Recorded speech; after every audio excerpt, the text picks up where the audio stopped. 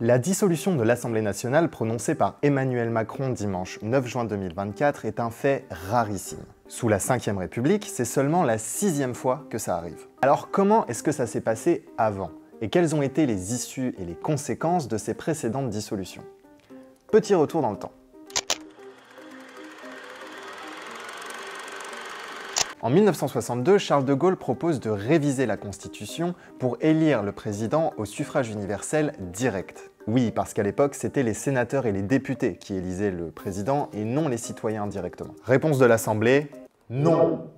Les députés adoptent une motion de censure contre le gouvernement de l'époque qui est censé alors tomber. Mais à la place, Charles de Gaulle invoque alors l'article 12 et dissout l'Assemblée. Et les élections qui suivent lui donnent raison puisque les gaullistes ressortent majoritaires du scrutin.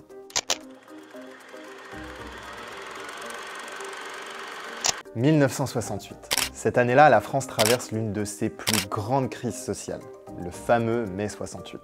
À la sortie de cette crise, De Gaulle, qui veut tester la confiance des Français en sa politique, dissout de nouveau l'Assemblée nationale et convoque des législatives anticipées. Et encore une fois, le vote lui donne raison, puisque son parti ressort des élections avec une majorité absolue dans l'hémicycle.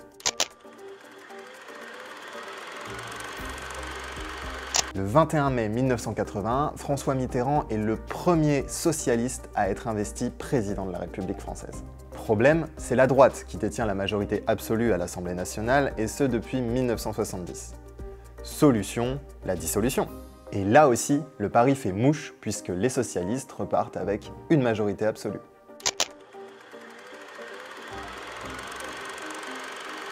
Cette quatrième dissolution intervient dans le même contexte et avec les mêmes protagonistes que la troisième. François Mitterrand vient d'être réélu et il redissout l'Assemblée nationale qui est repassée à droite en 86. Bon, cette fois, la victoire est comme la majorité socialiste qui ressort du scrutin. Relative.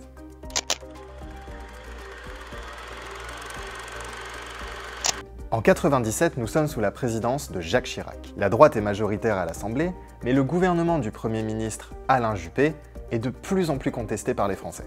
En plus de ça, la fin du millénaire importe un petit peu son lot d'incertitudes.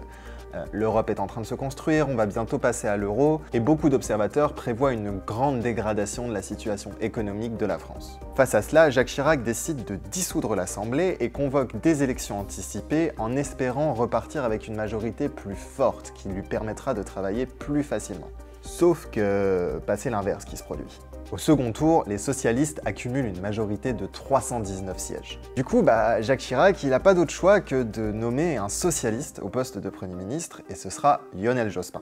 Et cet épisode a donné naissance à la plus grande période de cohabitation de toute la Ve République.